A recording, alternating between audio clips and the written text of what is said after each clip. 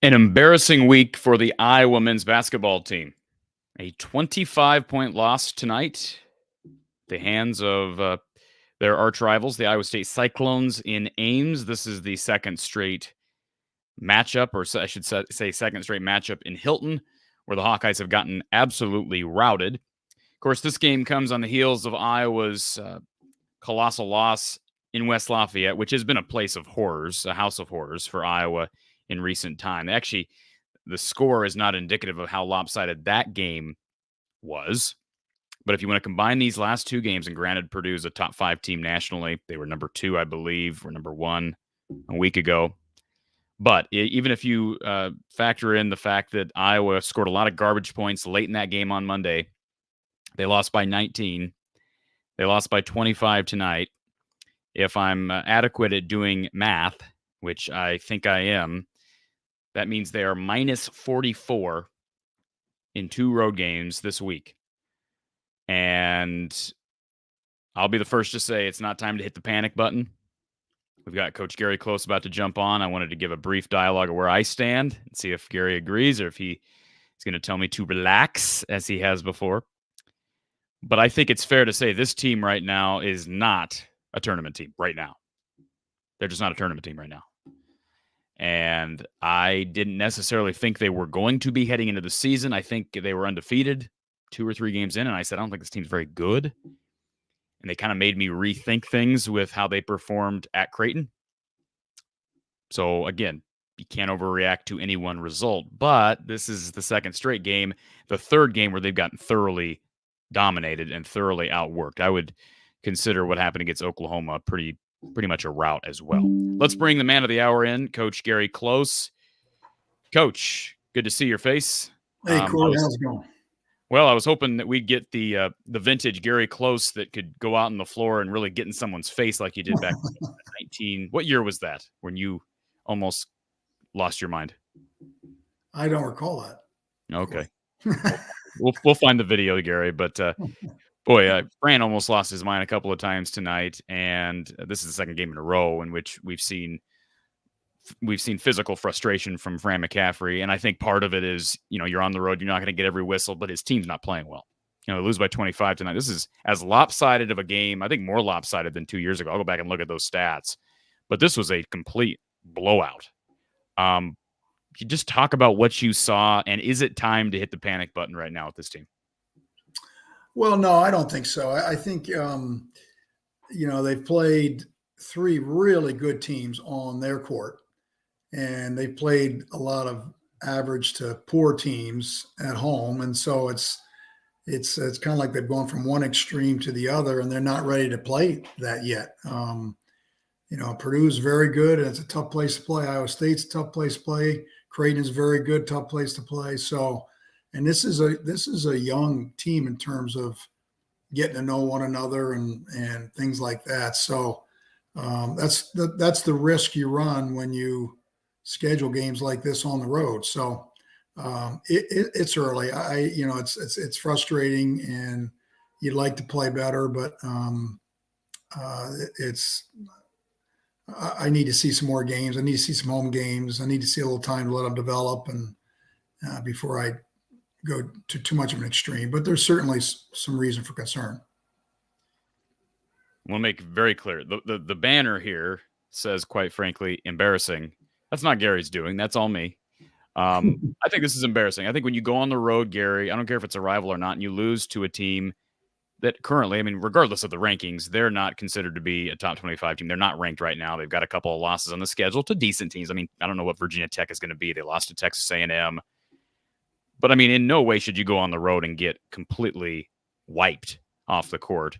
And I think I would start on the defensive end. Surprise, surprise. I thought Iowa's transition defense was suspect against a team that, and I haven't watched much of Iowa State this year. Maybe you've watched more of them, maybe during their Thanksgiving week tournament. But like last year with the Otzelberger era kind of settling in here in Ames, it felt like this was a team that was going to be built on defense. They wanted to slow you down, out-rebound you, out-physical you. That's kind of what they did 2 years ago to beat Iowa. And here's a game in which Iowa gave up 90 points, and it seems like they lost the battle of the fast break battle, the transition battle.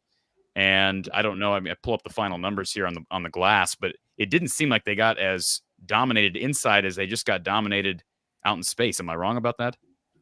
Well, they forced 19 turnovers. I mean, Iowa doesn't turn the ball over. And when you turn the ball over 19 times, especially on the road, you're going to give up a lot of transition opportunities. It kills your defense. And I think you're right. Iowa State played terrific defense. It's a classic example of a defense creating offense. I mean, there's no question they fed off how well they played, both in terms of not giving Iowa much good looks and also turn them over. And the combination of tough shots and turnovers is going to enable the other team to get some high percentage shots, which they'll make a lot of, and therefore the rebounding differential won't be as great because they don't have as many rebounds because they've made a lot of shots. So I thought Iowa State's defense from the beginning controlled and dictated the game. And I thought they were very impressive because Iowa traditionally does not turn the ball over. But you're on the road and they're getting after you. And so that kind of stuff can happen, especially with a young team. I thought the ball handling was very, very suspect early. And you talked about points off turnovers, 25 points. Now, Iowa State just credited with 10 fast break points, but 25 points off those 19 turnovers forced by Iowa State. And you hit the nail on the head, Gary, when you said this is not a team that turns the ball over much. Say what you want about Lisa Bluter's squad. They do turn the ball over. Like they play really fast. They score a lot of points. They get out in transition. They're just going to turn the ball over too. Fran's teams typically get out in transition, and they somehow manage to protect the ball. And, they don't succumb to turnovers. This is across the board. Like, it's not just one guy. Everybody took part in this. What does that come down to? I know it's a young team playing in a raucous environment, but they've been, I mean, you brought it up, Creighton, Purdue. Those are some tough environments. So it's not like this was the first time for some of these younger guys. Yeah, no, it's not, but it's a young team in terms of development and getting to know one another and getting timing down and all those kinds of things. And it can mushroom, all of a sudden you have a couple turnovers and it just starts sliding, and it's hard to get back, especially when you're not getting any stops on your end to kind of stem the tide, so to speak. So I give Iowa State a lot of credit. I thought that I had not seen him play at all this year. It was the first time I've seen him play. And I thought from the get-go they were very sharp and aggressive and physical and defended well and just put Iowa on their heels, and they never got off them. And they just, put the foot down and kept it down. And that's to their credit. So I think Iowa's better than what they showed tonight. And hopefully that's going to be the case down the road. I thought your guy, Robbie Hummel, I know someone you have a lot of respect for, hit the nail on the head the other night when he said, I don't know who the alpha on this team is right now. Like, who's your go-to guy late? And I think I asked you this Monday, who's their go-to guy? Like you and I both said, I don't really know at this point. Maybe it's Peyton. Ben Cricky's been their leading scorer. But, like, again, you look at the stat sheet, and I know Peyton had 3 threes early. But it just seems to me like he just kind of disappears. And he's so dependent on his three-point shot. And I don't think he's a bad rebounder. He's got good length, good size. Ended up with 6 rebounds behind Owen Freeman with 8. We'll talk about him a little bit. I thought he was, once again, maybe the one significant bright spot. I like some of what we saw out of Brock Harding this evening. But, man, I just – it almost feels like you don't see Fran mixing up his starting lineup much. But we saw him do it tonight with Josh Dix. And then second half, they take Dix out, and Owen Freeman starts the second half. It just seems like Fran's trying to figure something out right now because, again, he's not one to typically tinker with that lineup. Yeah, I agree with you totally. I think he hasn't found his five yet, and that's what good teams will do. They'll expose your weaknesses, and it's good to find out now. For example, Dix, he struggled early. They climbed into him, and he had a couple turnovers early, and so that that gets you off to a bad start and things like that. So they made the switch.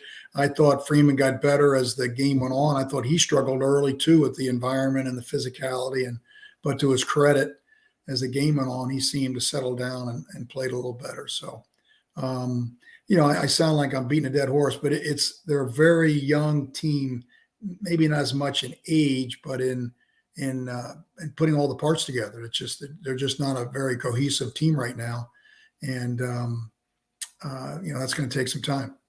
Now, devil's advocate Gary would tell you that 2 years ago they were really experienced and really veteran, and they got waxed in this same building. Maybe a different way. Again, they got dominated on the glass. I think they were like minus 25 on the glass that day, something obscene like that. This is a tough place to play. I mean, I was sitting there and I tweeted this out during the game, Gary. And again, this is, I guess I could have just complimented Hilton, but I have no choice in my mind to compare it to what we see in Iowa City at Carver right now. And right now, Carver is an absolute joke compared to Hilton. I mean, Hilton is insane. With the student section and how much that fan base supports men's basketball. I wish Iowa could be there. So I guess I am a little envious of what they have, but it's got to be one of the best environments in the country. I actually spoke with an agent who's representing a player on Iowa State's roster after the game, and he made the comment. He said, this is one of the best environments in the country. He said, it's right. It's right up here with Texas Tech and some of the crazy environments that are kind of flying under the radar. Was Hilton like that back when you were bringing teams into Ames? Always. Yeah. Always a great crowd. And they love their basketball. And I can remember many a moment in there where we got it handed to us too. And the crowd got into it. And there's not, they may not say this, but it's the biggest game on their schedule. And beating Iowa is a big deal to the fans as well as to the school. And so you're going to get a great effort from them. And they never let Iowa get settled down. They just jumped them and just kept it up. Gary, give a grade for Iowa's defense overall tonight. Not on a Fran sliding Iowa scale, on a objective scale. Give me a grade. I would say it was mediocre. Okay, so it's like a D minus. I'd give it a D, probably around a D. Yeah. Okay. Looking at the final numbers, and we'll run through the stat sheet. We got a couple people. But I'll tell you, when you turn the ball over, it's going to kill your defense. It's just going to kill it. I mean, I get. Yeah. You're going to give up all kinds of easy shots when you turn the ball over. So you go from being a team that's not very good defensively, anyways, to being a team that's really up against the wall defensively. Right. And that's any team. I mean, you just can't turn the ball over. We a lot of times would describe it as 4, 5, 6 point plays. It's a two or three that you don't get, and the 2 or 3 they likely do get. And if you got 18 of those, 19 of those, whatever they ended up with, they're not only scoring, but a lot, but you're not scoring. And so it's a double-edged sword that, especially on the road, it's a recipe for disaster. Before we get to Doug, who's on here early, can you guess what Patrick McCaffrey's final numbers were tonight? I don't know if I even remember getting a bucket. He probably got one bucket. He didn't play much. I'd say a bucket in 20 some minutes. He played 17 minutes, actually. Good call on that. And Fran finally seemed like there was a spurt there where they were down something like 30-31. They got it back to 20. And Fran stuck with that lineup for a while. And that did not include Patrick McCaffrey, did not include Tony Perkins. But you're right. 17 minutes, very low total for Patrick. He was 0 of 3 from the field, 0 points, 0 assists, 0 steals, 1 rebound.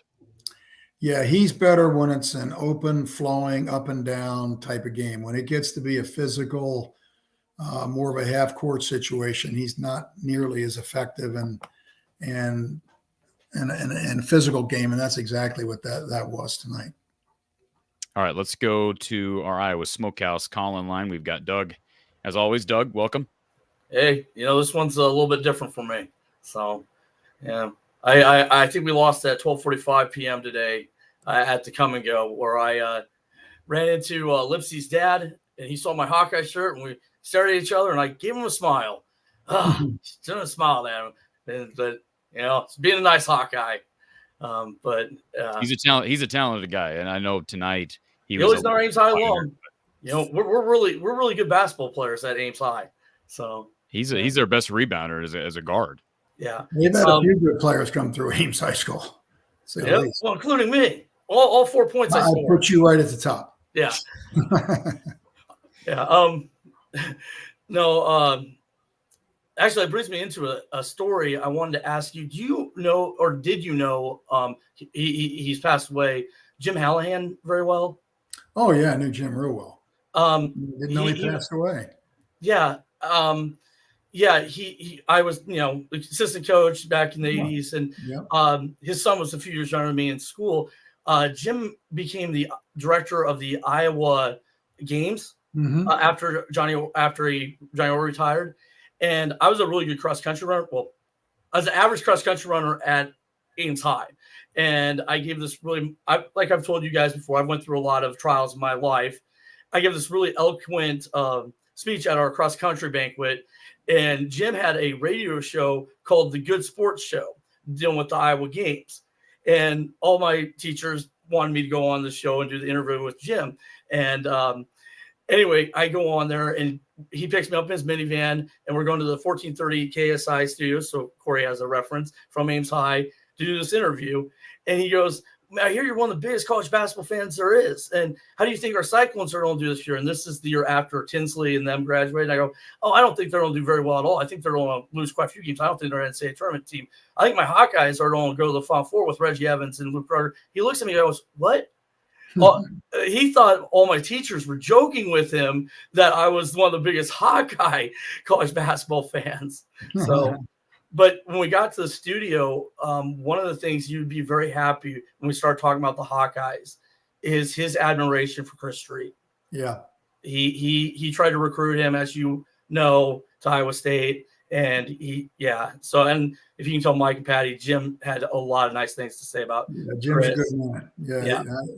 Classy guy. No question. Yeah. Well, going back, that was 88 that Coach and Johnny Orr almost got into it. Did you know that Johnny Orr played in the NBA? I think I did know that. Yeah. I would doubt anyone in the chat could get what team he played for. Yeah, I don't know. He played for the Waterloo Hawks in 1950.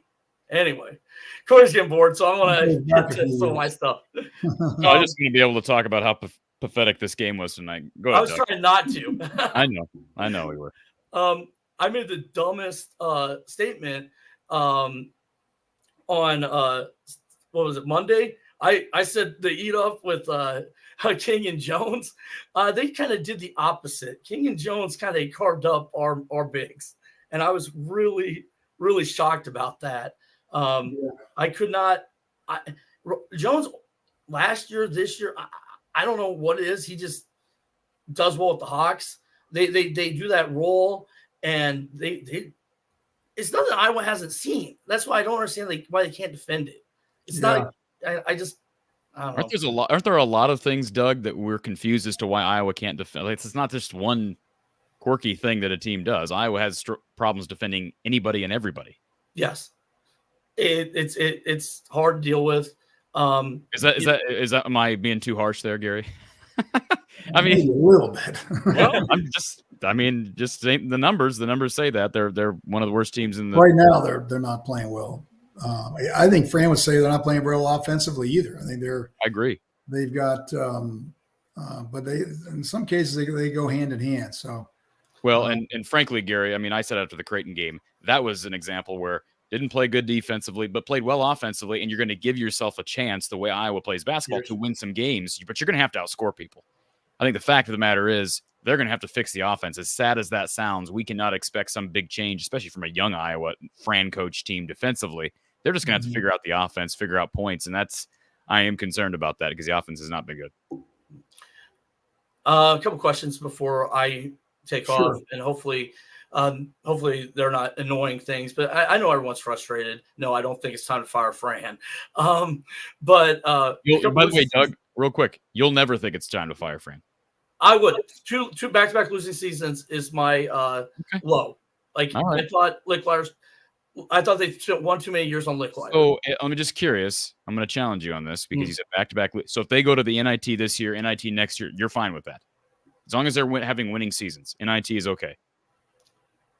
We haven't gotten to that point yet. I'm just curious. I'm challenging you. It'd be close. It would be close. It'd be very close to me going, hey, he should at least be on the hot seat. That third season is NCAA or you're out. Yeah. I don't make those rules, and those are just Doug rules. Who cares what I think? But I would allow Fran to have a losing season before putting him on the hot seat. He had a losing season. Oh, I agree. No, I'm not thinking he's on the hot seat. No, I just wanted to challenge you on that because there's fans who want him. You see it in the chat. People who want him done, and he's been to the tournament almost basically every year for the last how many years, with the exception being the COVID year. And so, this is sort of like the discussions we've had with Kirk and Brian and expectations. It's just a different type of game. It's a different format. I'm not trying to get personal with Coach. I wouldn't want them to have a lower standard. To have a lower standard than what they did for Tom Davis would seem to be really messed up. Like he went. I think if we wronged you guys, or your administration wronged you guys by letting you guys go at the end of that contract. They don't need to do that again. If Fran has back-to-back losing seasons, he's earned the right to get fired. But right now, if he's going to the NCAA, again, it's a young team. I don't want to think 2 years ahead anyway. My questions were dealing with the starting lineup. Dix, that just didn't seem right to have Dix in the starting lineup, and he did not play well. No. Why? How could that have changed the chemistry? Should that have changed the chemistry? Do you think it did change the chemistry? No. DeSante hadn't been playing well either. I think he was kind of reaching for straws. That was a tough game to put him in because of the pressure they put on full court, and so I'd never really seen him as a true point guard, but I'm not around him enough to. He might be terrific in practice. I don't know. I see him more of somebody off the ball that can handle the ball, but should play more off the ball. But they're searching for someone that can, quarterback the team, get him in the offense, get him going. They haven't been able to find one yet. So that's something they're continuing to look at. Corey, do you know Joe T's numbers at Texas Tech right now? I've heard they're good. I have not looked. It's 15. He's their leading scorer and assist guy. He's averaging 15.5 and 4.5 assists. Well, he did pretty well. I thought he played pretty well in spurts last year for Bob Huggins, and that's not of course, Bob's style is completely opposite of what we see at Iowa. So maybe part of that is system, and he's able to thrive. I don't know what Texas Tech runs. I mean, are they more of a defensive oriented team, Gary, or are they? I really don't know. To tell you the truth, they had to get rid of their coach. Yeah, they had a coaching change or. Yeah, they did because Fardaws transferred to Cal. Yeah, but my point is, I think what I saw at West Virginia is he fit in well with the Bob Huggins system, and I think that helped his offense. And he's going to be less. I think he just probably played a little bit timid at Iowa because he didn't fit with what Fran typically wants in guard play. Yeah, I mean, we could very easily have a more veteran lineup with CJ Fredericks and Joe T, but those guys had their things and moved on. Would CJ Fredericks still be around? CJ Fredericks is at Cincinnati averaging 9 points a game. I don't even keep track of these guys anymore. I'm just like, I looked it up to try to see why we're so young. And well, Fredericks made the uncles and all that stuff decision. I mean, that could be our backcourt this year, but our backcourt is young and doesn't have a veteran guard. Yeah, and Iowa State could still have the guy that transferred to North Carolina. I mean, we can play this game. Texas guy too. I'm sorry, Texas guy. I'm thinking of the women. The Texas guy. Yeah, so I mean, this is just the era we live in now. Yeah, Well, and again, we just have a young backcourt other than Tony, and Tony is inconsistent. I don't know what it is. And you guys were talking about alpha dogs. We don't need an alpha dog. We need 3 players to be consistent. We always talk about a big 3. And I don't know. It seems like we never have more than one guy that's ever on during a 5-minute stretch. You need to have several guys be able to contribute consistently, not just an alpha dog, but several guys. And we don't have 2 guys that can contribute consistently. But wasn't that, I mean, I'm just trying to clear this up because, again, I think I maybe accepted a little bit of the fool's gold after Creighton. But didn't we realize that was going to be a problem? Like, when they brought in Ben Krikke and Evan Bronze, like that, those were the prizes in the transfer portal. And no offense to those guys. And Evan Bronze's last 2 games, he's played a little bit because, again, Fran, like you said, Gary, is kind of grasping at straws here, trying to figure out something that'll work. But, like, we all realize that's probably not going to cut it. I mean, here's Ben Krikke, who's considered to be a below-average defender, below-average rebounder. He doesn't help in the way of athleticism, and they still don't have any proven consistent scorers besides guys who have been very streaky throughout their entire careers, whether you're talking about Perkins or Sandfort. I mean, Patrick McCaffrey is the epitome of streaky. Now, he doesn't rely on the jump shot, but there's nights where he's like Gabby Marshall. He just disappears. Like tonight, he just didn't do anything. He played 16 minutes, didn't he? Well, yeah. I mean, why is that? I mean, he wasn't playing well, right? I mean, some of that might be matchup based. I know, Gary, you talked about him wanting to play out in space. I get that, but he is a senior on this team, and you can't be putting out goose eggs as a leader on this team. My last thing is Sunday is a very. I've told you that as anyone that follows the Big Ten, home is big to defend. I hope. And I tried to share with you, Corey, that they're giving the students food. So I hope that there's a crowd there. I know that they're disappointing a lot of you in the chat that they're not winning, but please, they deserve support. And I really hope that we don't have 7,000 or 8,000 there on Sunday, because that would be embarrassing. That's more embarrassing than. Yeah. I think what you just said, Doug, is as valiant and as courageous and brave a comment as you could imagine, and it's the true Hawkeye fan in you that made that statement. I will tell you, it's going to completely fall on deaf ears. I know. Right now, Iowa basketball is not going to get home support. They're just not going to. And I think it only gets worse with here's the thing. I think it only gets worse with how much support the women are getting. I know. Because people are getting their fix of basketball with the women, so they're less likely to show up for the men. And I said, don't compare the men and women. And I mean, these guy athletes are trying just as hard. They don't want to be embarrassed, But again, that hopefully going back to one of my other statements, and Coach knows it. Sometimes it just takes heart. You have to want to win. And that's. But thank you guys. Like I said. I will still wear my Hawkeye stuff with pride in Ames.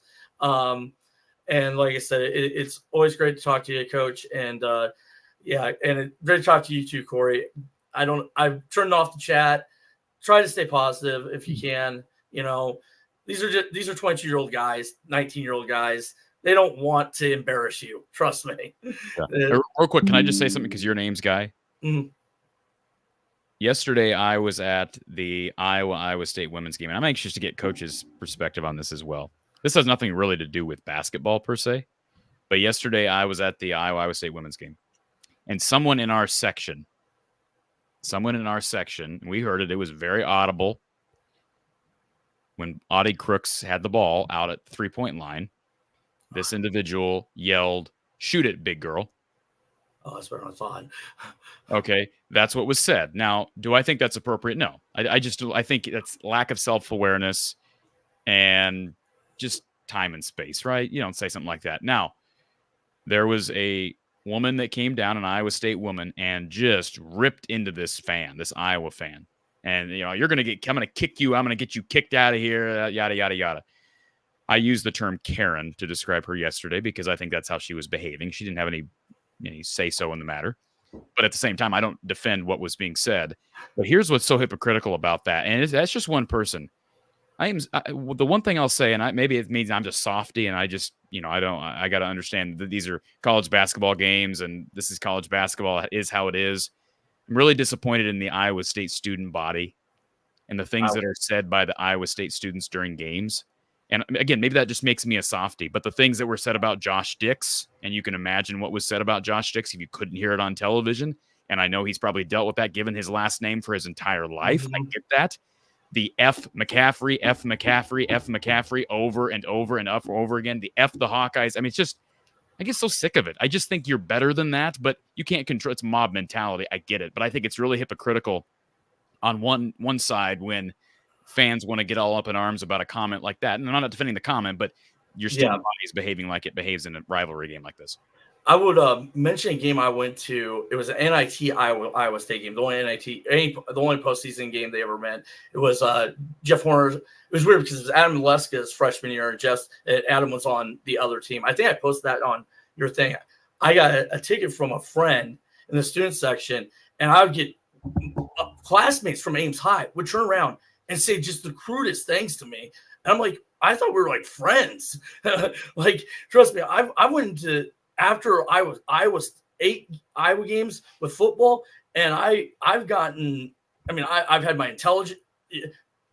I've been called the R word, the FU Iowa fan, all sorts of stuff. I'm like, you must be dumb if you're living in. Yeah. So trust me, when I say I'm tough, it's because I grew up as a Hawkeye fan in Ames. It wasn't easy. So, but thank you guys. I like I said, that's the reason why when Hawkeye fans get abusive to Hawkeye fans, I'm like, we already deal with that with our rivals. We don't need to deal with that with each other.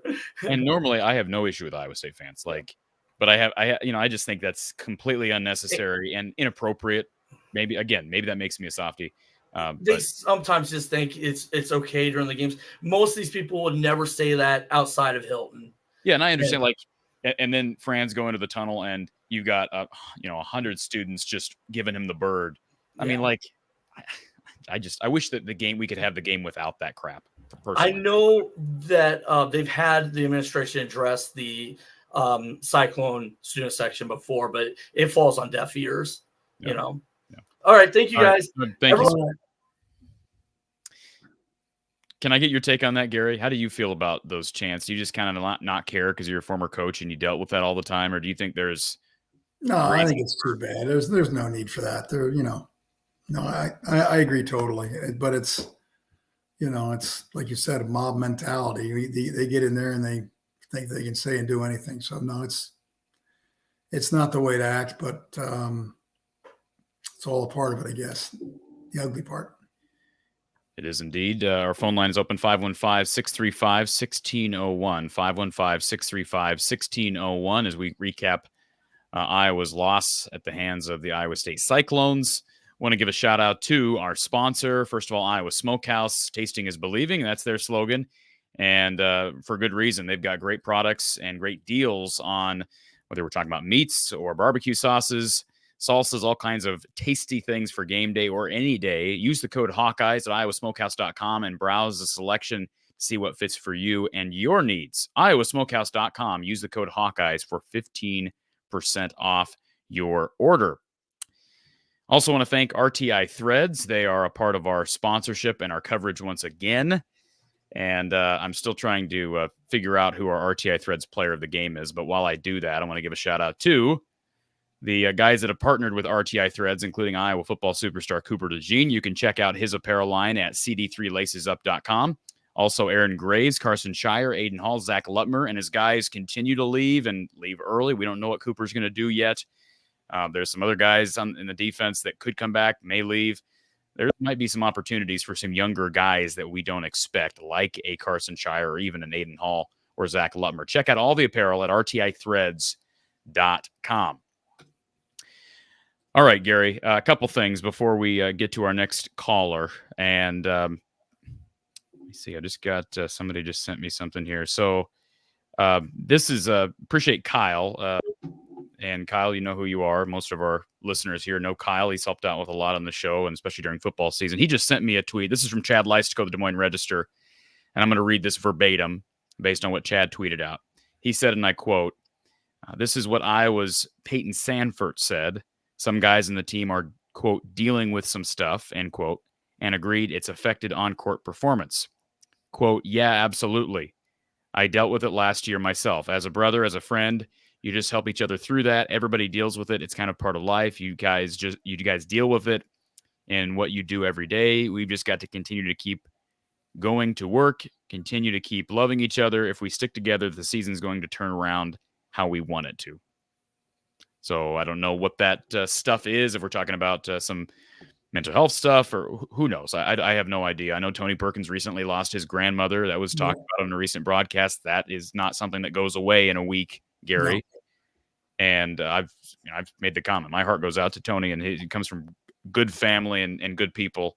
And again, that just a tragic thing to have to deal with. So regardless of what that is, you're seeing, I would think in a situation like this, Gary, if there's anybody that's had a team that's dealt with off-court stuff that's, unbeknownst to them, or not unbeknownst, but, not the fault of anybody on the team, it would be your Hawkeyes with yourself and Dr. Tom. I think of the year you guys lost Chris, but I'm sure there were other examples. How do you, regardless of what the problem is here, how do you keep guys together, and who's most important on a team? I'm assuming it's the older guys to keep people involved and keep people engaged. Yeah, it's tough, and we don't know it. I mean, these are young guys, away from home, growing up, dealing with all kinds of things, and it's going to affect their play on the court. They're not men in terms of having dealt with these kind of things. So, that's where your chemistry and your traditions and your things like that have got to hold true, and great leadership from the coaching staff, which I think they'll get. In fact, I know they'll get. And so, we don't know exactly what's going on, but it's going to affect how you play. So hopefully they can deal with those things and get them straightened out and get through it. But it sounds like they got some things going on that's behind the scenes that might be affecting their play a little bit.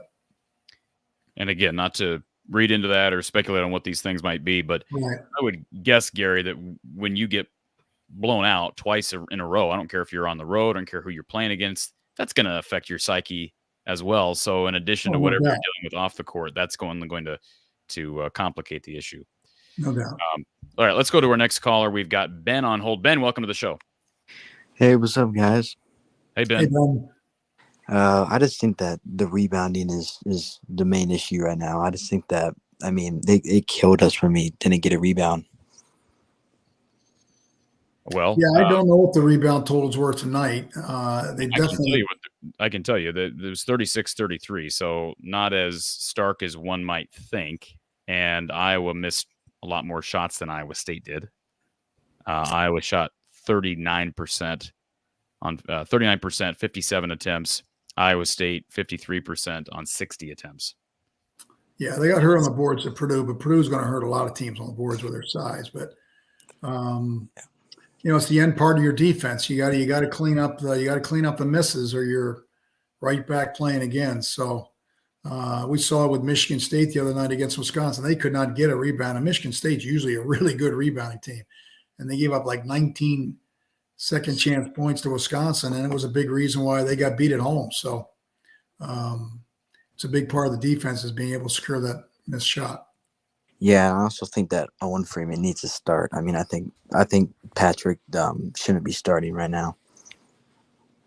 Well, he's showing some glimpses. There's no doubt. I thought he struggled a little bit early with the intensity and the physicality, but as the game wore on, he got more and more comfortable, and he's got a chance to be a real good player.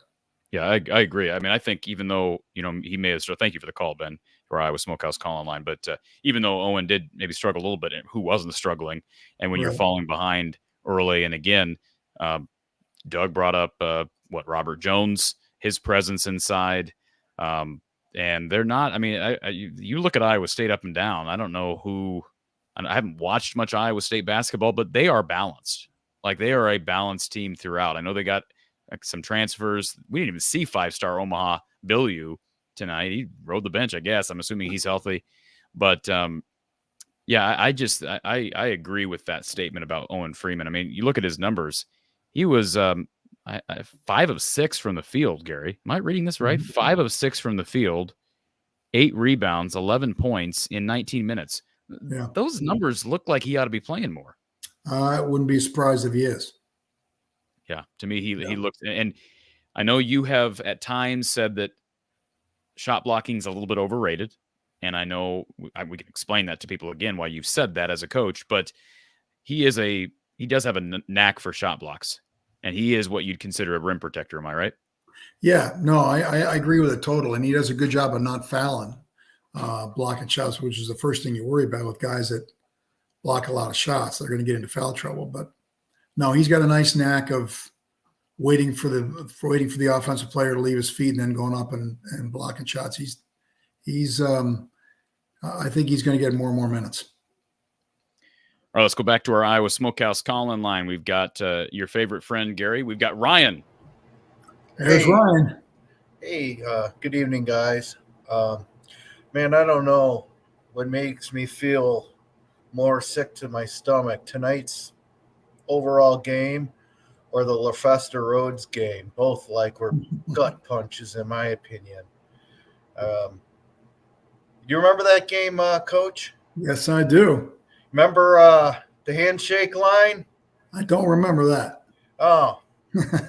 I brought that up earlier, and he didn't know what I was talking about, Ryan, so don't even try. No idea. Yeah, that both are just gut punches. I think, I'm just sort of daydreaming watching this game because, it was kind of over rather quickly, I thought.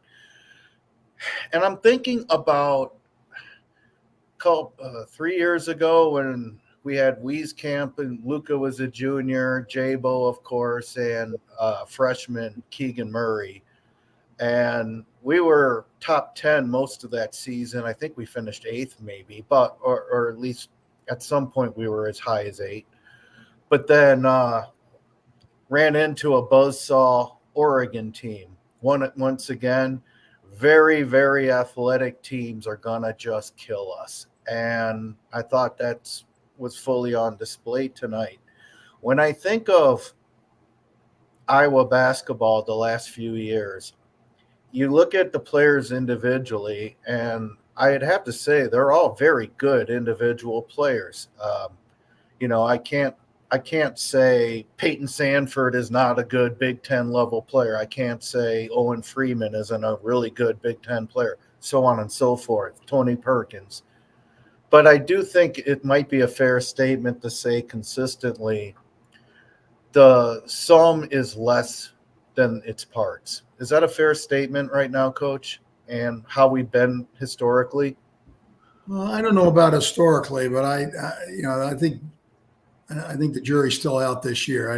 They certainly have not hit their groove, so to speak. But it's hard to do when you're playing really, really good teams that are just taking it to you. It's kind of like a gradual learning process, and when you're playing teams like that, they can really expose you. And so, I'd like to see Iowa play this team in 2 months and see what the game's like, or if they play Purdue again and it's later in the year, Carver, let's see what the game's like. So I think sometimes we focus just on one game and go, oh my goodness. And, there is definitely reason for concern. A good example is Wisconsin. This is the beginning of the year. They were horrible. They got beat at home. Now, it was a good team in Tennessee, but it was not as close as 10 or 12 points. They went to Providence and just got waxed. They were down 25 in that game. And you wouldn't believe all the stuff that was going on. Now they've won 6 games in a row, and they have found it. So it's early. I mean, it's did early. Coach Gard make any adjustments that may have, or did the players just start being more consistent? Well, I think I haven't watched a lot of Wisconsin this year. No, I think I don't know, but I'm guessing they probably thought they were better than what they really are. I mean, you got to play. I don't care how good you are. You got to play. Purdue's a good example. Northwestern shouldn't be Purdue. Right. It shouldn't happen, but it did. And Now, whether they took them lightly or not, I don't know. But Northwestern's pretty good. But I think in Wisconsin's case, they just assumed because they had 5 guys back and all their starters back that they were going to be a good team. It doesn't work that way. You got to start all over again and build yourself back up again and start from the ground floor and work and develop into a good basketball team. Right now, Iowa's not a good basketball team, but it's still pretty early. So I got to see some games. I got to see some more practices before I can totally write them off. But they definitely have not played well the last 2 games. Well, on one hand, I'll say I think we're steal, a steal away, meaning like you go into Indiana and steal it and play really well like we did. I think last year it was, we played really well against Illinois and gained some confidence towards the stretch. Maybe that's all it'll take to start to feel good about ourselves again.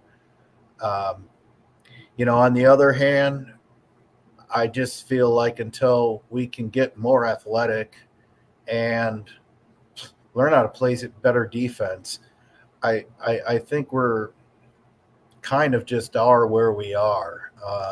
Well, they're not recruiting any differently than they have. Like Fran has not been able to land any different type of players than he's been landing from the very beginning. Like, he's had guys here and there that you talk about athleticism, like a Tyler Cook.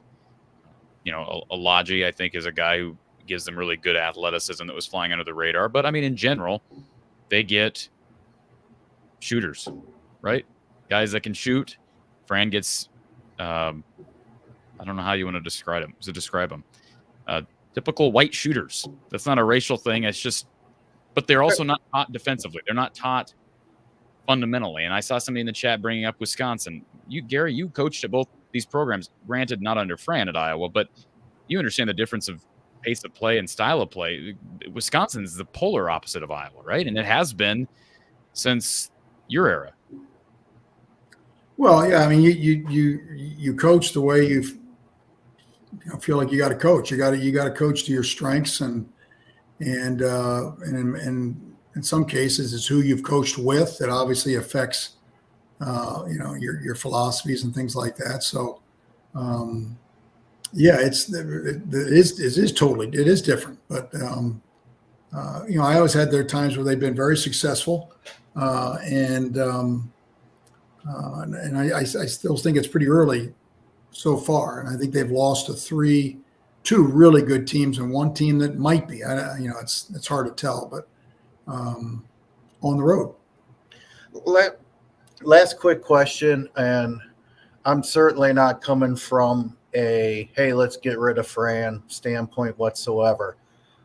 Fact of the matter is he's going to be 65 years old come May at the end of the season. His youngest son is going to be starting college, and his middle son is going to be leaving. If this is a possible time, I should say, if this is a possible time where maybe he hangs it up in this year or next, tell me a little more about DeVries at Drake, because obviously I don't live in Iowa, so I have much less exposure, I guess. But I looked up his record. He looks fantastic. Would he be a possible good fit for the near future?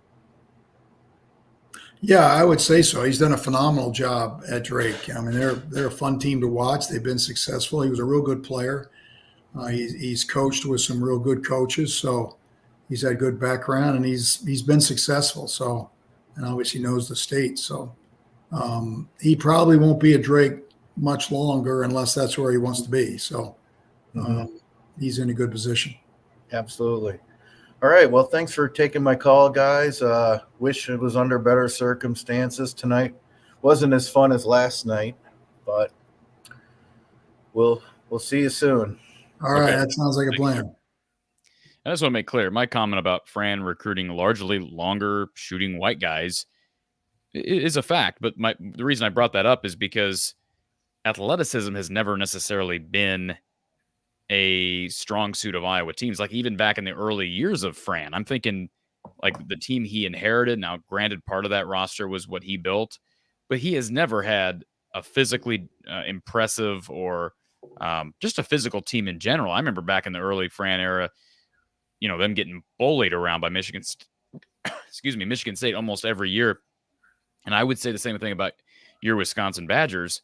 But I don't think all of that was necessarily recruiting. I think that's part of that is, again, what is emphasized in practice, right? And what fundamentals are taught.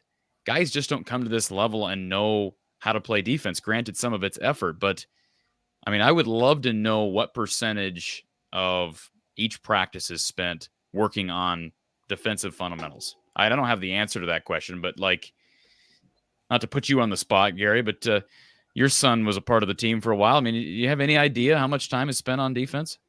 No, I don't.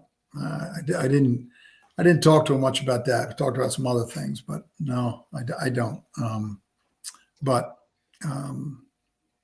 Is what I say about recruiting is am I on to something there? Am I way off? I don't know. I think sometimes athleticism is overrated. I've seen real athletic teams that can't win. Yeah. I've seen teams that are not athletic win at a very high rate. So it's nice if you can have both, and that's I guess that's the best of both worlds. But there's a lot of ways to win basketball games, and that's the beauty of the game. And so it doesn't necessarily the team with the most athletes is going to win the majority of the games. It helps, but it's not the cure all. So you still got to be able to play. You still got to be able to shoot. You still got to be able to pass and rebound and defend. And, athleticism might help you get down a court, get a better rebound, beat guys off a dribble, maybe a little bit better, but you're not going to win games solely on being more athletic, usually. And every once in a while it'll happen, but is it fair to say, Gary, that if the emphasis in practice and you're not being taught the best defensive fundamentals, having the athletic edge can help account for some of what's not being taught, and vice versa?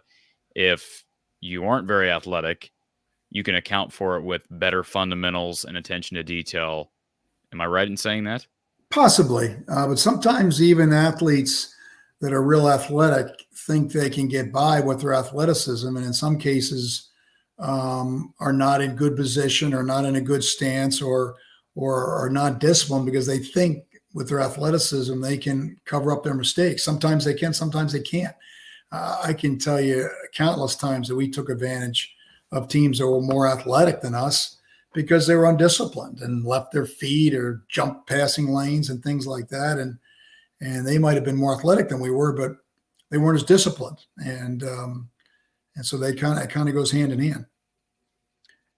Our RTI Threads player of the game, Owen Freeman, 11 points, 5 of 6 from the field. Really the only guy that you look at the stat sheet and say, wow, that guy was actually efficient.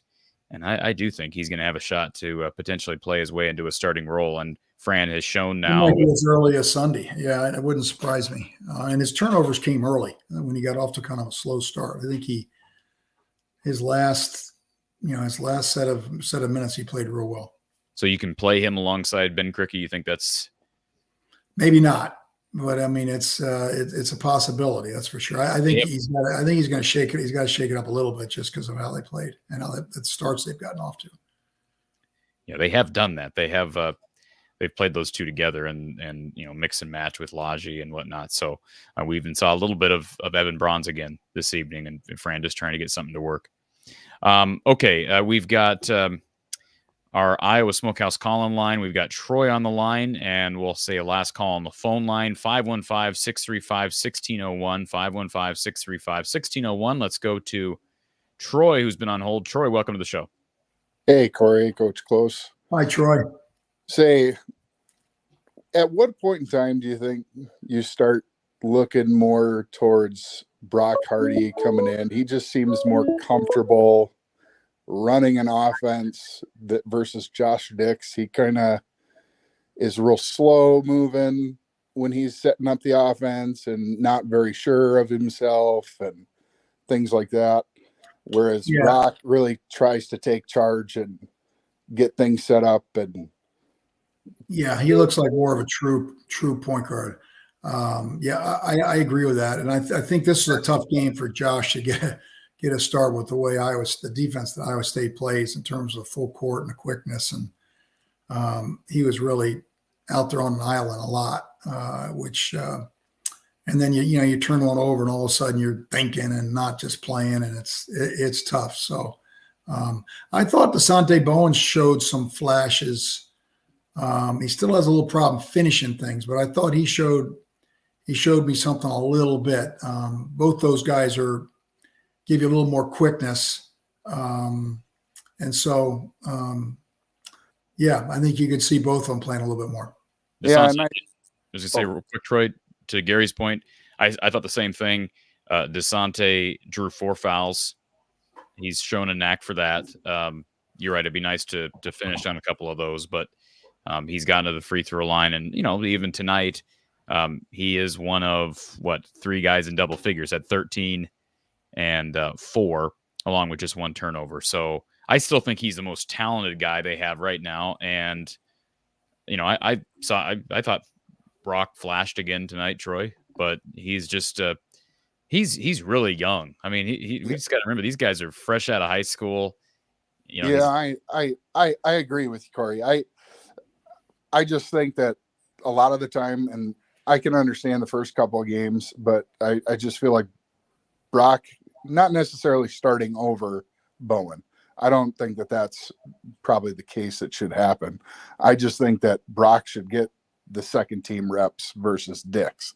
And like Coach Close said earlier about having him be in the off guard, I agree. With his ability, if you set him up in a corner and you have Freeman coming up and setting a ball screen and roll, and if that defender comes down on him, that's a quick kick out, just like Bowen did earlier or later in the game when Dix hit his 3. And just on the defensive side, I don't know what to say about that, because it's just hard to watch at times.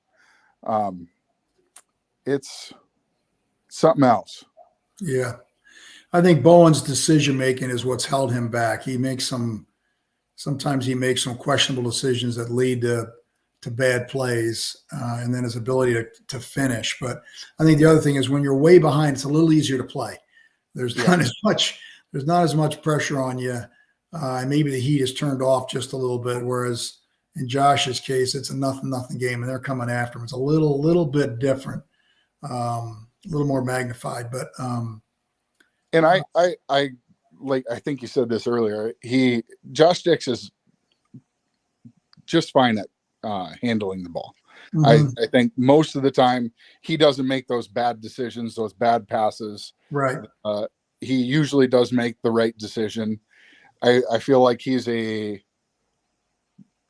how Connor, when he was kind of the point guard, with all the assists, he's not going to break people down, but he's going to get you in your offense and take care of the ball. And correct. I think that in this case, he struggled because they picked him up full court and got into him a little bit.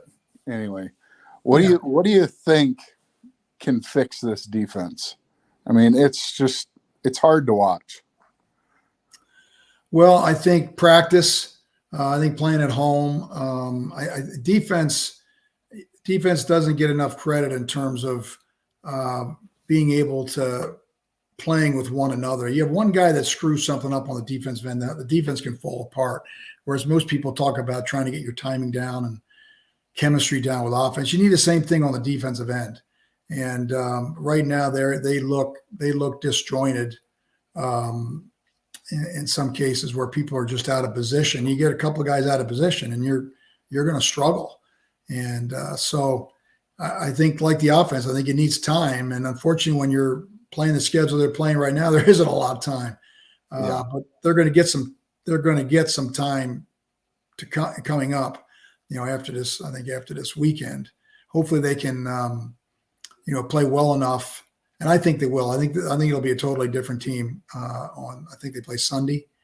I think it'll be a totally different team on Sunday. And hopefully they can get themselves a win there, and then they can, go back to the drawing board. And they have a good idea of where their weaknesses are. Now they've got to work at it and improve them. Yeah. All right. Well, thanks, Corey. Thanks, Coach Close. You bet. Good evening. Thank you, Troy. I was just pulling up Michigan real quick. I did not realize they're actually under 500. Yeah, they're struggling. So, boy, you got to win that game, right? Michigan did beat St. John's early in the season, but then lost to Long Beach State. They have a loss against Memphis. Beat Stanford, lost to a good Texas Tech team. Lost in overtime to Oregon. Lost to Indiana. But most of these games that they've lost, Gary, have been, I think all of them have been close. Mm-hmm. They played a tough schedule. They're going through the same thing. They lost a lot of players. They lost their center. They lost the coach's son. They lost some real good players, and they're trying to find their way just like Iowa's. All right, back to our Iowa Smokehouse call-in line. Thank you for calling Iowa Postgame with Coach Gary Close. Who's on the line? Hey, Corey. Hey, Coach. This is Dominic. How are you guys doing? Hi, Dominic. Doing well. Good to hear.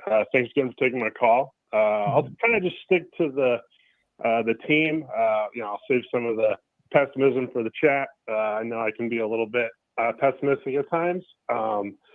But I just kind of wanted to get your opinion, Coach, and Corey, feel free to jump in too. But I wanted to know, if they run the pick and roll, who do you see as the primary guy that they should be running that through? Who do you think could run that most consistently? Because right now, to me, it looks like they try to run it, and Patrick he'll try to set a pick, but he always curls to the wing. And for whatever reason, to me, it seems like he's hanging out on the wing way too much, as if he's just waiting for a three-point shot. So if it's not going to be Patrick, setting these pick and rolls, like, who would be the next guy to you that stands out as someone that, if they're not doing it now, could develop that, and maybe we see it later in the season? I think it'll be Freeman. I don't think they've got anybody right now that they can go to get a bucket near the rim, which is what you want to get with, in some cases, with pick and rolls. You can pick and pop, which is more what Patrick will do, and that can be a very effective play. But you need a bucket. You'd like to get something around the rim that can draw a foul or get an easier shot, and they really, Krikke really doesn't provide that for him. He's a good player, and he's got his things he can do offensively, but posting up is not it yet. I mean, I think there's a pop. I think it's going to be Freeman. I think Freeman is probably going to be their best post-up player, probably the player that they could use dive into the hoop a little bit more. We'll have to wait and see. And to kind of bounce off that, would you say that picking up Krikke, and I'm forgetting the other kid's name that we picked up, I think he's an Iowa City local, but Bronze. Yes, yeah, that's it. Yes. Would you say that Fran was looking for a Philip Rebracha kind of replacement? Like, it seemed to me that those two kids kind of had the same sort of build and play style as Philip, and maybe Fran was hoping he could replicate some of the aggressiveness that Philip brought last year, because I felt like Philip played out of position last year most all of the year. But for whatever reason, he just went above and beyond the Call of Duty. From my eyes, it felt like Philip was doing, much more than maybe what most of us expected his role to be. Would you say that's fair to say? Yeah, no, I agree totally. And he got better as the year went on. He got better on the basket as the year went on. He got more and more confident. They don't have a player like that yet. Obviously it'd be nice if they could find one. But no, I think he really had a terrific year. He was a really good Big Ten player, and especially around the basket, rebounding, defending, he was good, and probably exceeded maybe many of the upper limits that people thought. I thought as the season went on, he just got better and better. Was a really good Big Ten player by the time the year was over, and that's a big hole to fill, no question. Yep, I totally agree, and I also think as far as the guards go, I think that losing Connor McCaffrey, and believe me, as much as any other person would tell you, I've had some criticisms about, kind of how the sons of Fran have been handled. I give a classic example of how, Doug McDermott at Creighton, had his son, or Greg McDermott, had his son Doug at Creighton. And his senior year, he walked on so that they could bring another kid in to help fill out that roster so that they could compete for a championship. And they made the Elite Eight that year. And Doug McDermott, I believe, was the National Player of the Year, and he was a walk-on. And I believe there were other examples where, Steve Alford's son was also a walk-on for UCLA. Izzo's son for Michigan State, Boeheim's for Syracuse. So politically, I disagree with how Fran has handled his, even though they deserved the scholarship. To me, it felt like he could have used those 2 scholarships as a way to expand the talent depth on his roster. And again, this is total speculation, just my opinion. But with that said, do you think, going back to Connor, do you feel like losing Connor has kind of hurt the team? Does it look like they're searching for another floor general? Because to me, it felt like Connor was kind of the floor general. Like, he wasn't going to score a lot, but he was going to make sure he didn't turn the ball over a lot. And he'd kind of at least make sure the passing game would stay fluid enough to keep the offense moving. Do you think that Fran is kind of searching for that floor general right now? And if so, who do you think that player would be, or who do you see most likely emerging, even with, regardless of the results that we see? Yeah. Well, we talked about him a lot last year, that he was not a guy you could evaluate just looking at a stat sheet. He's a tough kid. He's a great post feeder, maybe the best post feeder in the country. And that's part of getting the ball inside. You got to have somebody who can get it in there to him. And it's not as easy as it sometimes looks. And Connor made it look. He got big rebounds. He hit some big shots. He was a pretty good defender. He's tough. I don't think there's any doubt that the ruggedness that Phillip and Connor brought, they have not replaced yet. I think they're lacking that for sure. And they're going to need to find somebody that can do that. And I think Freeman could be it. I think he's shown some flashes. So we'll just have to wait and see. But that's all a part of losing guys and bringing new guys in. It's you got to replace some intangibles as well as points and rebounds and things like that. You could argue they lost maybe their strongest leader and their floor general in Connor McCaffrey. They lost their best rebounder, most physical player in Philip Bracha, and they lost their best overall player in Chris Murray. Yep. Pro. So He's a pro. Yeah. He's a pro. That's a lot to replace. And again, as I said earlier, Fran did go to the portal again, and he has missed more often than not in the portal. I don't think there's any question about it. He has tried, and he's tried to get people that I think help where some of the weaknesses are, specifically with rebounding and physicality and defense. This past offseason, he tried. And he swung and missed, and the result was a really good consolation in Ben Krikke.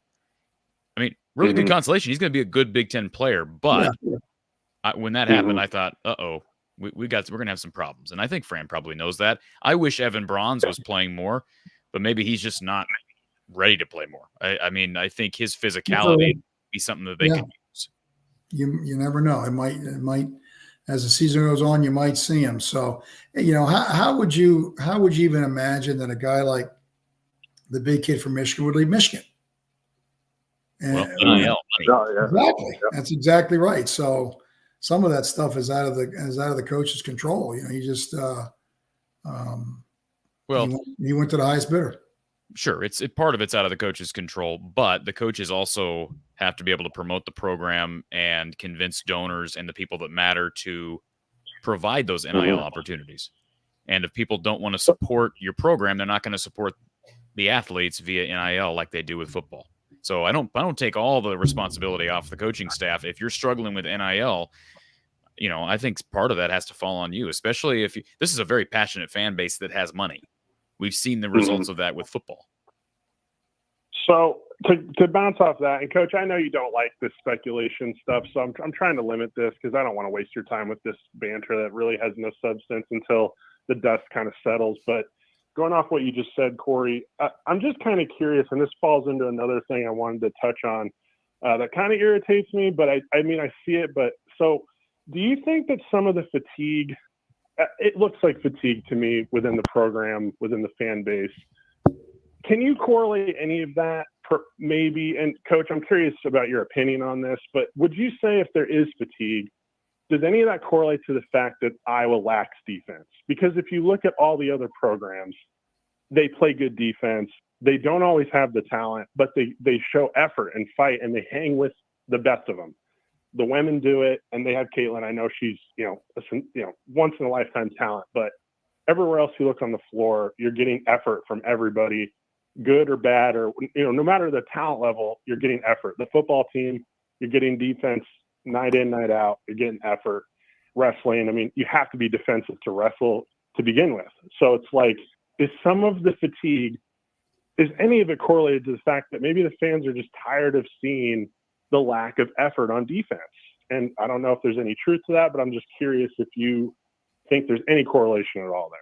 Yeah, I'm not sure, to tell you the truth. I think I don't know if it's a lack of effort on defense. I think it's a lack of execution when things go wrong. I've never really felt that Iowa was a team that didn't work hard. I think for the most part that they work hard, but like a lot of teams, it comes down to execution, and it comes down to talent and some things like that. So if there's fatigue, I don't know if there's fatigue. I think it's more with winning and winning big. Yeah. And the women's team is a classic example that you go to the championship game the next year, you're going to have a lot of attention. And Wisconsin's a good example. Wisconsin now's got 4,000 empty seats in the arena. Yep. When we were sold out for years and years and years, and they still win at a pretty good clip, but it hasn't been at a clip that was a few years ago, and people want to watch winning. And if it's not that, then they'll sit at home and watch it on TV. And so that's really the bottom line. And the bottom line comes in the postseason. People, and I'm not saying it's fair, but people usually evaluate programs by how well they do in the postseason. And if you don't have some runs, Purdue's a good example of what they're going through. They've done nothing but win. Yeah. But they have struggled in the postseason, and until they correct that, that's going to be hanging over their head. But they basically sell out every game. Yeah. Oh, yeah, they do. But they win. I mean, they're winning. Yeah, they win a lot of games.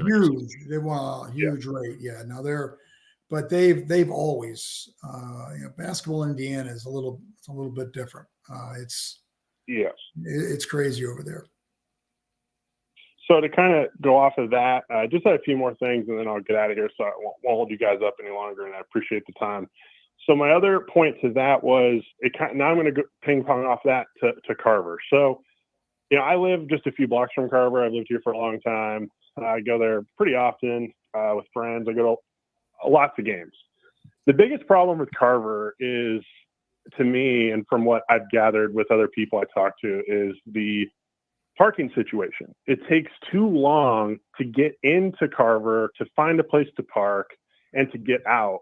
And that's mostly because they have cars going both ways down First Ave just to get to the arena. And during the wintertime, when you're coming from Dubuque, you're coming from Davenport, Des Moines, wherever it might be, that seems to be very challenging, and the traffic just gets so clogged up if they want to fill Carver, to where you're really not even getting in there for a big Michigan matchup, Michigan State, et cetera, until midway through the first half, if you're lucky. That's one issue I see with Carver. The other is obviously the seating, and I think Beth Getz understands that. I think Fran understands that, and I do believe they need to address it. But with that being said, I heard earlier comparing Carver to Hilton, and I don't think that's really fair, because to me, basketball is really all Iowa State has. So they kind of use that as it's like their mouthpiece to me. But Carver isn't a bad place. When that place is full, it's rocking, and it's full more often than not. The women just filled up Kinnick Stadium for a scrimmage that didn't even count, and they fill the stadium to the brim Wrestling fills every meet to the brim, packed out, sold out, can't get in no matter what. So I don't buy into this narrative that Carver is not a good place to play. I don't believe it. I think there's issues with the presentation, but I also think it has mostly to do with, like you said, Coach, the product. It's a reflection of the product. And I think, to me, the lack of defense is what really bothers most of the Iowa fan base. I think they can handle a loss, and I think they do like making the tournament. But I think it's when we go into these games and we see these 25, 20-point deficits, and it feels like we're just shooting more than we're getting back and boxing out. And just like all the little basics, I think kind of add up and just kind of sit wrong with certain folks. And I could be wrong. Well, and one other thing. Go ahead. Sorry, Court. No, go ahead, Dom. Well, so one other idea, and I just wanted to put this out there. And again, this is kind of just speculation, pipe dream, but someone brought up the idea to me that for some of the smaller matchups, why wouldn't Iowa consider using the newly constructed Extreme Arena? It's a smaller venue. You can fill it up. They use it for other athletics, hockey. I think there's a few Iowa teams that play in there as well. And I was always curious to the idea because, you know, when they play a non-conference team like North Florida, what would be against the idea of using a second facility? Well, actually, let me just put it this way. Coach, can you think of a time where the team used a different venue for what was still considered a home game besides Carver? No, no, I can't. No, I think there's too many logistics problems with that. Plus, you got to pay for it and the whole deal. So, and then what are you going to do with the season ticket holders? You got to put them all in seats, and I think it's probably more of a headache than it's worth. I think the bottom line is if you're winning, you're going to get people in the place. I've been down there the last couple of years, and I've seen a lot of sold out games with a great crowd, and then they had good teams. And right now, this isn't a good team, but it's early. So, and the women are a good example. They're a good team, and they're packed. I don't know. I think fans will always find something to complain about or figure out if they're not winning. And, with football, it's the offense. With basketball, it's the defense. If they won 100-95 and kept winning 195, people wouldn't complain about the defense. But when they lose 95-90, then it's a defensive problem. So I think the team has been entertaining. They've won a lot more games than they've lost. As we've mentioned, this team has lost 3 really good players, and they're trying to find their way. And they played 3 really good teams. So, in 3 or 4 weeks, I might change my tune, but I think it's still early to make a whole lot of evaluations. Real quick, Iowa football fans complain about the offense, but Iowa football fans show up to Kinnick every single week in spite of the offense. So there is a bit of it's 6 or 7 games a year. It's different. It's a little different, I think. It is, and football. I think it's fair to say football is king, for Iowa. Yes. For Iowa fans in general, for whatever reason, that's just. I mean, there's certain schools, right? I mean, you talked earlier, Dom, about Iowa State. I don't know that I would call I made the observation while I was at Hilton tonight. Hilton is just a better atmosphere than than Carver. Excuse me. When Carver is full, Dom, it's a good place. When Hilton is full, it's a great place. Like, if you're talking 2 places full at the same time, Hilton is still much better than Carver. Carver can be a great place. Like, don't get me wrong. You get 15,000 packed in anywhere. That's great. But I'm just saying Hilton is special. And I've been in both, and that may be the case on a more of a consistent basis. But I've been in Carver Hawkeye Arena when it's been as loud as any arena I've ever been in. In recent time? Maybe not in recent time. There's a couple of Michigan State games I can remember that were packed, and they were really, really pretty loud games. A couple of Garza games in there too. And I really think it comes down to enthusiasm because, truthfully, it feels like for Iowa State, basketball is what they have. Like, they know it. That's how they feel about it, and it feels like it's their kind of like gun in the holster is what it feels like. So they constantly pack that in. And again, I don't go to Hilton enough to comment on it. I'm kind of just defending Carver a little bit. I know the seating's, not the best. It's a little too far away, especially for the students. And I see the chat's kind of blasted me. I still contest parking is a major problem when it's 20 below zero outside and you have to walk from, way over by Kinnick Stadium parking or over by the hospital. Like, that's not an easy trek to make, especially if you're older or you have some sort of, condition that needs attended to, some sort of need. Like, it's not the most accessible facility. So, I'll get off of that. And, Corey, you know more about Hilton than I ever will. So, I'll just take your word for it. Dom, I appreciate you calling in, sir. And I know you were quite active in the chat earlier. So please don't be a stranger to the phone line. We enjoy talking to you. Yeah, I appreciate your time, guys. Thanks a lot. Thanks for the call. And I'll just say this too, as it relates to the parking situation. I think he's probably right to an extent. There's a lot of parking around Hilton. In fact, we were able to. We don't have a parking pass for Hilton, but there's some parking attendants that basically, when they have an idea that there's going to be extra space, they'll just let you park. And that's what they did tonight. That's what they did last night when we went there. And it's a short walk, so I'll give them that. But I think the biggest problem right now with Carver is you got to get students in there. I mean, no offense to the older people that, that's great. I mean, people of all sorts, right? But the environment I agree totally. Students are just not into it like they used to be. In Wisconsin, the students for the football game don't get there until nearly halftime. And then they leave after jump around in the third quarter. Yeah. And it doesn't matter what time the game is. It's 11 o'clock, 2:37. It does not matter. That's when they show. And other than a couple of examples, I think it's just it's not as big a deal as it used to be for students to go to athletic events.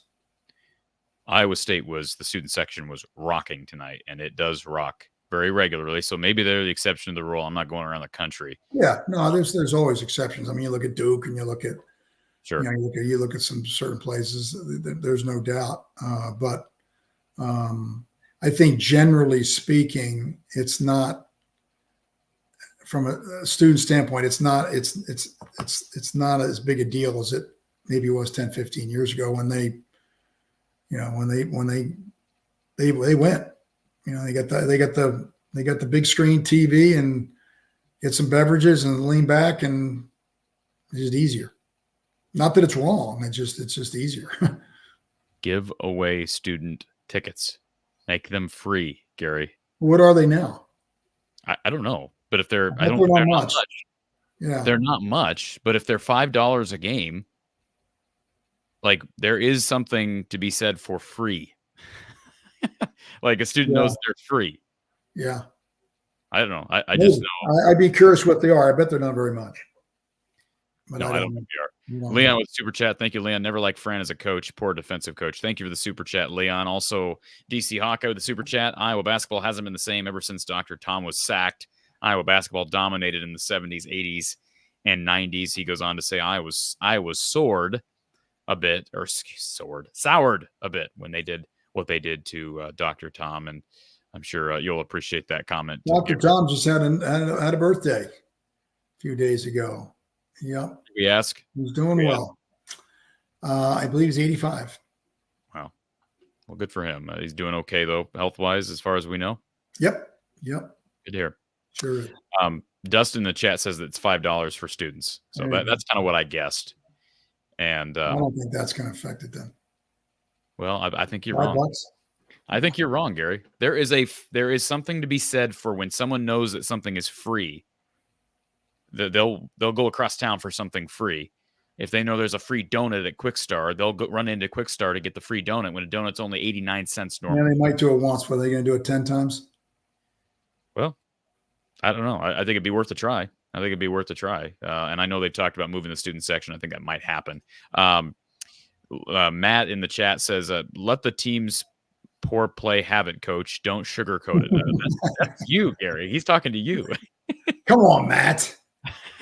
Sports Holy News says, cow. we were at the game I was. Problem is, I've been on the end of some of these types of games. I know what they're going through. Robert says, Corey, can you or Coach try to explain why Patrick is playing big-time D1 level? I mean, it's a little unfair. He's not playing like a starting Big Ten forward right now, I don't think. No, but I think it's unfair to say he's not a D1 player. That's maybe living in the moment a little bit too much. Yeah. Andy, what happened to the Ben Cricky we saw against Creighton? He's not been as consistent from his mid-range, but I said it during that game, Gary. I'm like, hey, this is something totally new. These teams have not seen this out of him, and they were going to start taking that away, right? You're not going to just allow, like, that big 7-footer for Creighton was giving him all those mid-range shots. He's not been getting open nearly as much. And so I said at the time, he's either going to have to figure out a way to score down low or stretch the floor even more and make shots from behind the arc, and he hasn't done that yet. Well, the more tape that's out there, the more people know what's going on. Like, you're going to see some teams come after the Iowa guards after tonight, and they're going to have to prove they can handle it, because as they say, film doesn't lie. So, and I think the same thing with him. He's got off to a great start. People didn't know a lot about him. Now they're starting to figure some things out, and he's going to have to, build on it. Barbara says, give the students free Carver cones with their There tickets. There you go. Ice cream. Hawkeye says, in the 80s, we paid more than Ice $5. cream's good there. He says, we paid more than $5 a game, walked through snowstorms to get to the game. We definitely didn't There have. you go. See, I told you. Have now. Well, who says that they have a bunch of expendable money? We've have prices of gas prices and inflation and all these things. Who says that there's a bunch of students just loaded with money walking around campus? I don't know that that's fair. Yeah. No comment. Not everybody in trouble. I'm not ripping the tean enough. Not everybody, Gary. Not everybody can be Sam Close. They don't always. Not everybody has Gary Close as their dad. All this expendable money here. Whoa. No, Eric I'm says, on a fixed income right now. I got to be careful where I'm spending my money. Eric says, when are they going to name the new AD? Well, I did see that they've announced a national search. I saw that. Who was it? I think it was John Steppe of the Cedar Rapids Gazette talked to Beth Getz, I think, tonight, and she confirmed that she does want to be a candidate for that job. No surprise there. So, yeah, I don't know when that announcement's going to come. I would think it'd be early first quarter of 23, but I don't know. It's been a while. And speaking of ADs, Gary, did you hear that Bob Bowlesby is filling in at UNI temporarily? I did hear that. So, anyways, all right, final caller of the night, final thing of the night. We go to our Iowa Smokehouse call-in line. Thank you for calling Iowa Postgame with Coach Gary Close. Who's on the line? This is John, guys. Hey, John. Hi, John. Hi, Coach. I'm going to the game on Sunday. It's mostly sold out. I hope it's a good home field advantage for Iowa. And some of the Michigan fans haven't been able to creep in and snap up some of the tickets. I can't imagine Michigan fans. No, they won't be there. They have a hard time getting fans at Michigan, much less have them on the road. There'll be a few, but not enough. Plus, they'll wear yellow, so they'll look like Hawkeye fans. I'll tell you, I'll say this, John. Last night at the women's game, it was almost half Iowa fans, probably closer to a third Iowa fans. Tonight, you could not see Iowa. I mean, there were a few sprinkled, but it was all red. Except for you. We seem like, I've noticed this on the women and the men, or at least in my opinion, that we have very few players under the basket for offensive rebounds. Is that because we seem to run on both teams a perimeter-oriented offense? I think that's got something to do with it, for sure. When you shoot quick, you have a tendency not to have a lot of people around that's one of the disadvantages of shooting quick is your rebounding position is not as good. So, and then some of it's just, hey, you got to have guys that got a nose for the ball and go get it. We had some of those guys, Just Settles, J.R. Koch, guys like that. They just love to rebound. You got to put your nose in there and go get it. We need to find some of those on this team. We need some guys that will just go get the ball for us. Okay. And the last thing, I noticed Thad Mata is head coach of the Butler Bulldogs. I always appreciated him, and I always thought he carried himself and represented his program with class. I agree with you totally. So, all right. Thanks, guys. Thanks, You're John. welcome. Leon with the super chat. Quote me, this year at best, Iowa is a 500 team. Well, we'll find out. We'll find out. I am not pushing the panic. I have some very strong concerns. I think this week was embarrassing. I think going on the road and losing like this at a rival school is embarrassing. But I remember last year they went on the road and got squashed against Nebraska, got beat against Penn State. Who else did they lose to? They were so up and down in December last year, and they got it going, and they turned into a tournament team. Now, I don't think this team is as talented. We talked about the losses, but the Big Ten is maybe not as strong as it has been in past years. I don't think so. That's early. That I could change, but I don't think so. I think other than Purdue and maybe Wisconsin, maybe Illinois, I think the rest of those teams have dropped off. But I think part of the key, Gary, is getting that win on Sunday, because avoiding 0-2, they've started off the conference season 0-2 too many times. Get to 1-1. I don't even know who's on the schedule next, but then you kind of have a little bit of a lull where you can work on some things, get a couple of opponents that you should beat handily, and maybe turn it over a new leaf in late December. Exactly. You got the blueprint right there, Corey. I got it all. Why do we even have you on the show, Gary? I don't know. I got it all figured out. As much as you pay me, you probably shouldn't have me. I want to give a quick shout out to Iowa Smokehouse. They're sponsoring the coverage. Of course, they sponsored our call-in line, but the show with Coach Gary, we do appreciate Iowa Smokehouse, and they've got better quality snacks at a fair price. You can get even better price with our code. Use the code Hawkeyes for 15% off your order. Visit iowasmokehouse.com, and if you spend $50 on an order, which is easy to do when you see all their great products, and these items keep for a long time, folks. Get $50 worth of items. You'll get free shipping right to your doorstep, especially as we get into the cold season. Who wants to go out to the store? Visit iowasmokehouse.com. Tasting is believing. And also RTI Threads. I mentioned our RTI Threads player of the game, Owen Freeman. We'll see, Gary. I don't know. I know Fran doesn't typically tinker a lot with the starting lineup, but he did tonight with Josh Dix. I don't know that it paid dividends like he hoped it would. So maybe we get Owen Freeman at least more minutes moving forward. I think we'll get more minutes. It's not a big turnaround to be able to make drastic changes, but I think he will get more minutes. What's incredible is Josh Dix was inserted into the starting lineup, and the only players that played less minutes than him were Price Sanford and Evan Bronze. Josh Dix ended up with just under 12 minutes of play. Lodgy played more than Josh Dix. Owen Freeman played more than Josh Dix. Patrick, even though he only totaled 17 minutes, played more. Lodgy's another one. I thought the first couple of games he looked really good at times, and he has been almost non-existent. I don't know. Certainly, you don't just pull the plug on a freshman, but he is going through some learning pains right now. Oh yeah, better competition. Yep, no doubt. And he's not made a three recently. I mean, he made shot 2 threes tonight, 3 threes. He was 0 of 3 from the field, 0 of 2 from 3, 0 points.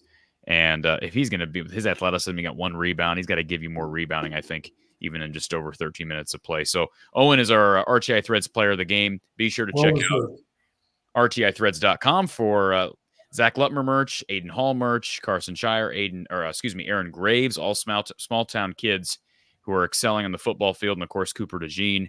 CD3lacesup.com. He's up for the Jim Thorpe Award. I know he missed out on the award Monday night, but he's got a chance with the Jim Thorpe.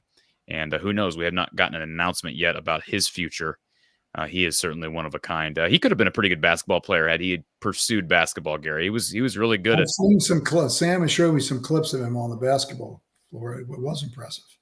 Yeah, he's a real deal. All right. Don't forget, folks, we've got the Iowa women on Sunday at 1:30, I believe. Iowa at Wisconsin. You're not going to be at that game, Gary, because it's sold out, right? All Iowa fans are going to be flooding Madison. That's great. But that game's at 1:30, and then we have the men at 3:30. So we'll have post-game coverage after the men. Hopefully we're talking about a win because, again, don't want to start 15-point Iowa win. 15-point Iowa win. We'll be feeling a lot better if they do that, Gary. You heard it here first.